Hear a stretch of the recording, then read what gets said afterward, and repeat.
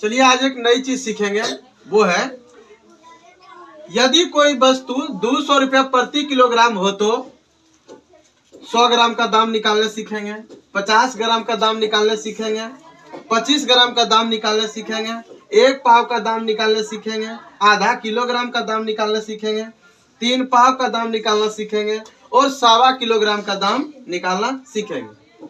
तो चलिए इसके लिए हम पहले ही आपको फॉर्मूला लिखा दिए हैं। यदि कोई वस्तु का दाम बता दे और उसका पूछ दे कि 100 ग्राम का दाम बताइए, 50 ग्राम का दाम बताइए, 25 ग्राम का दाम बताइए, तो इसके लिए हम सबसे पहले 100 ग्राम का दाम निकालना आप लोगों को बताएंगे। फॉर्मूला लिखा चुके हैं कि यदि 100 ग्राम का दाम जानना हो तो 10 से भाग देंगे, 10 से भाग देंगे हम 200 में।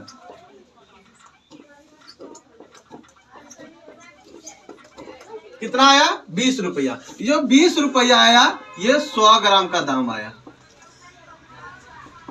अगला है 50 ग्राम। तो आप देख रहे हैं यहाँ कि 100 ग्राम का दाम 20 रुपया है, उसी प्रकार 50 ग्राम इसका आधा होता है तो इसका पैसा भी इसका आधा होगा। तो 50 ग्राम का कितना हो गया? 10 रुपया। अगला है 25 ग्राम।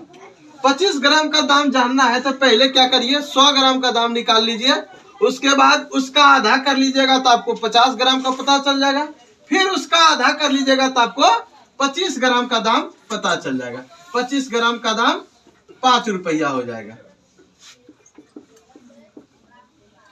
अगला है 1 पाव।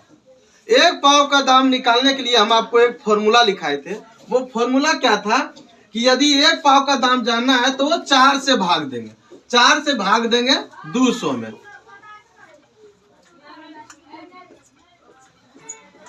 कितना आया? 50। ये जो 50 आया ये 1 पाव का दाम आया। अगला है आधा किलोग्राम। आधा किलोग्राम का दाम जानने के लिए हम एक फॉर्मूला आपको लिखाए थे। वो फॉर्मूला था 2 से भाग देना। आधा किलो का दाम जानने के लिए 2 से भाग देंगे। अब 2 से भाग देंगे कितना में? 200 ग्राम में।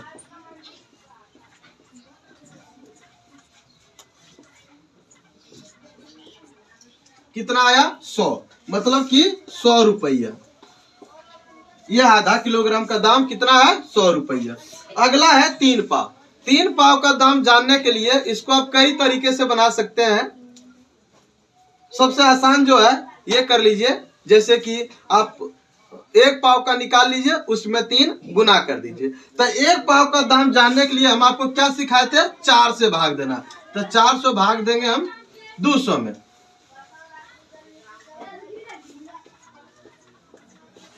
1 पाव का दाम 50 रुपया आया तो 3 पाव का दाम 50 में 3 गुना कर देंगे। 50 तिया 150 रुपया। ये 3 पाव का दाम हो गया। अगला है 1.25 किलोग्राम। 1.25 किलोग्राम होता कितना है? तो 1.25 किलोग्राम होता है 1 किलो 1 पौवा। 1 किलो 1 पाव जिसको बोलते हैं। तो 1 किलो दाम तो हमें पता ही है 200 रुपया, और 1 पाव का दाम निकालना पड़ेगा। तो 1 किलो दाम 200 रुपया है ही, और 1 पाव का दाम जानने के लिए हम 4 से भाग देंगे।